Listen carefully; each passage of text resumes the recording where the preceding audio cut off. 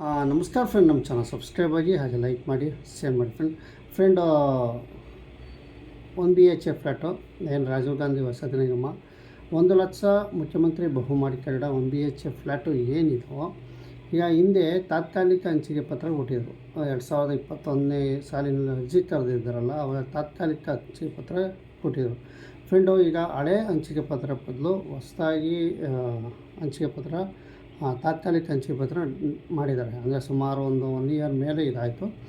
But ಈಗ ಅದನ್ನ download ಮಾಡ್ಕೊಳ್ಳೋದಾಗಿ ಈಗ ಸುಮಾರು ಒಂದು 2022ರಲ್ಲಿ ಮುಖ್ಯಮಂತ್ರಿ ಆದಂಥ BJP ಸರ್ಕಾರ ಆದಂಥ ಮುಖ್ಯಮಂತ್ರಿ ಆದಂತಹ ಬೊಮ್ಮಾಯಿ ಮತ್ತು ಸೋಮಣ್ಣ ಅವರ ಫೋಟೋ ಇತ್ತು.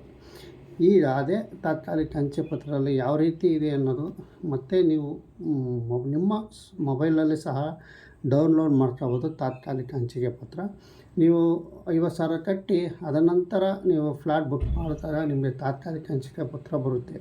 ನಿಮ್ಮ ಹೆಸರು, ನಿಮ್ಮ ಅಡ್ರೆಸ್ಸು, ನೀವು ಎಷ್ಟನೇ ಫ್ಲೋರಲ್ಲಿ ಬುಕ್ ಮಾಡಿರ್ತೀರ ಮತ್ತು ಯಾವ ಬ್ಲಾಕು, ಎಲ್ಲ ಡೀಟೇಲ್ಸ್ ನಿಮಗೆ ತಾತ್ಕಾಲಿಕ ಹಂಚಿಕೆ ಪತ್ರದಲ್ಲಿ ಇರುತ್ತಲ್ಲ, ಅದೇ ಥರ ಇದೂ ಸಹ ನೀವು ಡೌನ್ಲೋಡ್ ಮಾಡ್ಕೊಳ್ರಿ.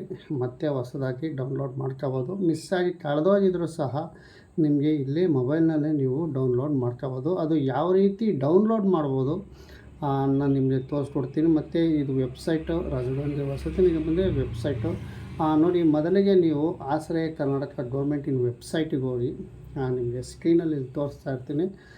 ಸೆಂಟ್ರಲ್ಲಿ ಕಟ್ ಮಾಡೋಕ್ಕೆ ಹೋಗ್ಬಿಡಿ, ಈ ವಿಡಿಯೋ ಕಟ್ ಮಾಡೋದು ನಿಮ್ಗೆ ಅರ್ಥ ಆಗೋಲ್ಲ.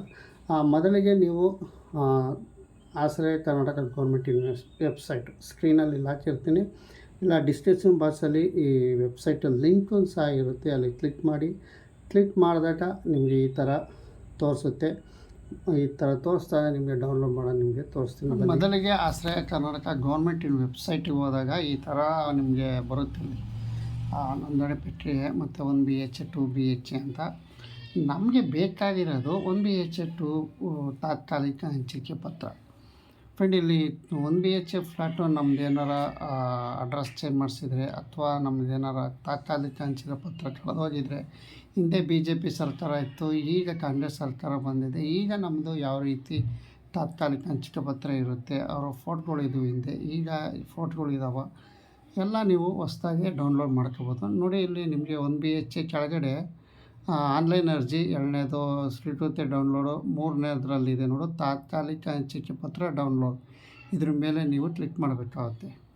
ನೋಡಿ ಝೂಮ್ ಮಾಡಿ ತೋರಿಸ್ತಾ ಇದ್ದೀನಿ ನೋಡಿ ಫ್ರೆಂಡ್. ಇಲ್ಲಿ ತಾತ್ಕಾಲಿಕ ಹಂಚಿಕೆ ಪತ್ರ ಡೌನ್ಲೋಡ್, ಅದ್ರ ಮೇಲೆ ಕ್ಲಿಕ್ ಮಾಡಿ. ನಿಮಗೆ ಕ್ಲಿಕ್ ಮಾಡಿದಾಗ ಈ ಥರ ಒಂದು ಇದು ಓಪನ್ ಆಗುತ್ತೆ. ಇಲ್ಲಿ ಟೆಂಪ್ರವರಿ ಏನು ತಾತ್ಕಾಲಿಕ ಹಂಚಿಕೆ ಪತ್ರದ ಮೇಲೆ ನಾವು ಡೌನ್ಲೋಡ್ ಮಾಡಿದಾಗ ಈ ಥರ ಓಪನ್ ಆಗುತ್ತೆ ನೋಡಿ.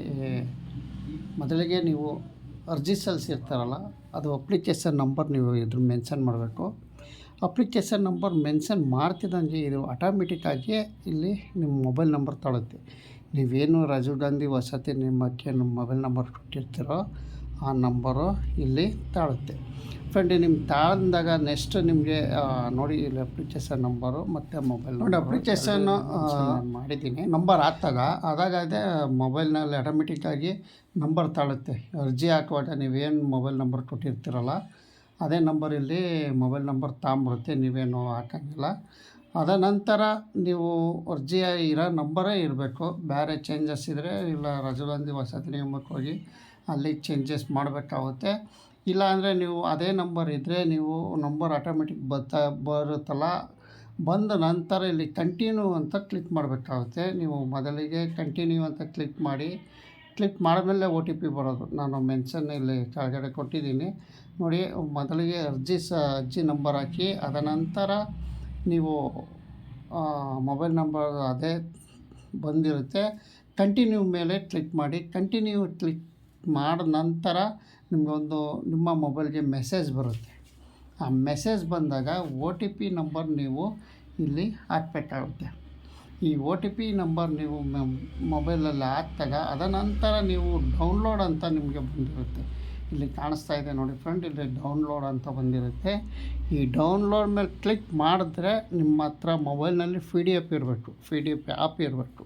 PDF ಇದ್ದಾಗ ನೇರವಾಗಿ ನಿಮ್ಮ PDFಗೆ ಅದು ಡೌನ್ಲೋಡ್ ಆಗಿ ಡೌನ್ಲೋಡ್ ಫೈಲ್ ಅಂತ ಬಂದಿರುತ್ತೆ, ನಿಮ್ಗೆ ತೋರಿಸ್ತಾ ಇರುತ್ತೆ.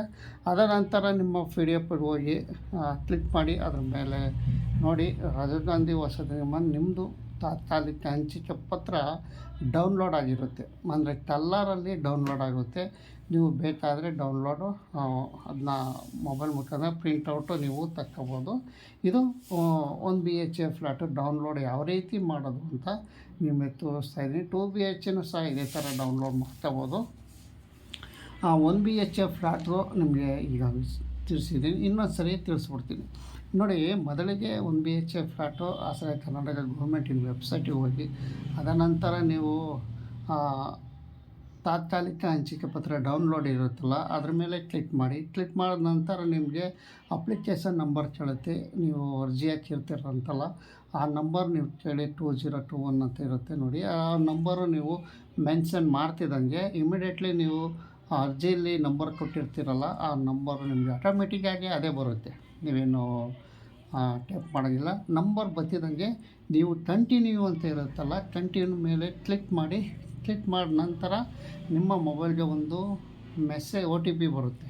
ಆ OTP ಬಂದ ನಂತರ ಆ ಬಾಕ್ಸಲ್ಲಿ OTP ಅಂತ ಇರುತ್ತಲ್ಲ ಆ OTP ನಂಬರ್ ಹಾಕಿ ಡೌನ್ಲೋಡ್ ಮೇಲೆ ಅನ್ನೋದ್ರಲ್ಲಿ ಕ್ಲಿಕ್ ಮಾಡಿ. ಕ್ಲಿಕ್ ಮಾಡ್ತಿದ್ರೆ ನಿಮಗೆ ತಾತ್ಕಾಲಿಕ ಹಂಚಿಕೆ ಪತ್ರ ನಿಮ್ಮ PDF ಫೈಲ್ನಲ್ಲಿ ಕೂತಿರುತ್ತೆ, ಓಪನ್ ಮಾಡಿ ನೀವು ಮಾಡ್ಕೋಬೋದು ಫ್ರೆಂಡ್. ಇದು ಹೊಸದಾಗಿ ತಾತ್ಕಾಲಿಕ ಹಂಚಿಕೆ ಪತ್ರ. ಹಿಂದೆ 2001-2ರಲ್ಲೆಲ್ಲ